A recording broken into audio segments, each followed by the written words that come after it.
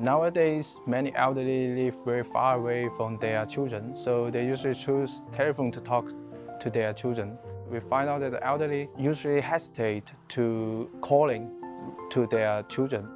One old man told us the time is available for the elderly to talk to his daughter is always overlapped with his daughter's working time. So he really do not want his call to interrupt his daughter's work. So, and also sometimes he just do not know how to start the conversation. So we think that an asynchronous communication system can help this problem. The name of our project is Frozen. It consists of two identical vases and albums and flowers. It is an asynchronous communication system to help the communication problem between the elderly and their children. Before you start the conversation, there is enough time for you to think about the conversation. One vase is located inside the elderly's home and the other is inside their children's home. Whenever the elderly want to contact their children, they just need to roll the handle on the vase and their voice message will be recorded and sent to the other vase inside their children's home.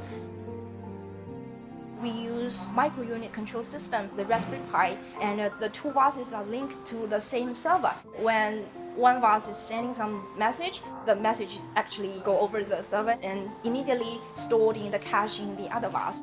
The flower inside its vase will close up to tell the children that you get an unread new message. When they finish listening, the flower will blossom again. We want to create a kind of psychological suggestions for both sides. Some children may be very careless and they just refuse to listen to their parents' voice message and they refuse to give their feedback. We create a kind of punishment mechanism. We involve a fading out figure of their parents if they just refuse to listen to the voice message. In the future, we can using more motor or servo systems to control the flowers one by one. That means you can record and send more messages at one time.